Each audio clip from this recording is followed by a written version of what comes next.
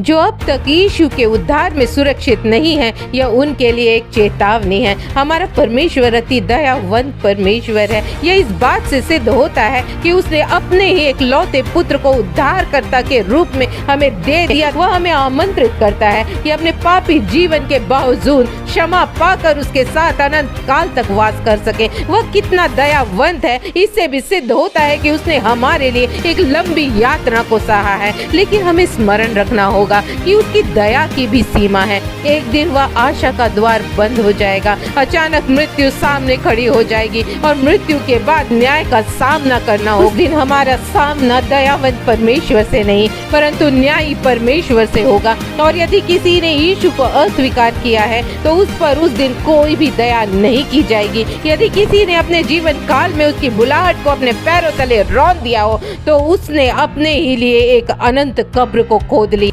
सुसमाचार उसकी दया उसके अनुग्रह से परिपूर्ण है। यीशु मसीह निवेदन करते हैं, पापों से फिरकर यीशु को उद्धारकर्ता ग्रहण करें ताकि हम बचाए जाएं। यीशु का सबसे पसंदीदा शब्द है आओ। यीशु कहते हैं मेरे पास आओ, चाहे वो चोर हो, चाहे व्यभिचारी हो, चाहे तिरस्कृत लोग हो, चाहे हत्यारे हो, चाहे नैतिक विचारों के लोग हो, हर किसी को उद्धार की आवश्यकता है। वह कहता है मेरे पास आओ और मैं तुम्हें अनंत जीवन दूंगा। लेकिन बुलाहट, ये छुटकारा न्याय के दिन के लिए नहीं है, क्योंकि उस समय कोई दया नहीं होगा, ना प्रचार होगा, ना बुलाहट होगी, ना बचने का ही कोई मौका होगा। जीवन के हर पड़ाव में यदि अनुग्रह के हर मौके को आपने अस्वीकार किया है और जीवन के अंतिम पड़ाव पर आप यूं ही बिना यीशु के पहुंच गए हैं तो उस समय केवल यही पुकार आपके मुंह से निकलेगी, हे प्रभु परमेश्वर मुझ पर दया कर। लेकिन अफसोस की बात यह है कि उस समय तक अनुग्रह का दरवाजा बंद हो चुका होगा और स्वर्गदूत कहेंगे समय समाप्त हो गया, क्योंकि तुमने उसकी दया से परिपूर्ण बुलाहट को अनसुना किया, इसलिए तुमने उसके अनुग्रह को हमेशा के लिए खो दिया है। यीशु मसीह ने क्रूस पर भयंकर यातनाओं को सहा।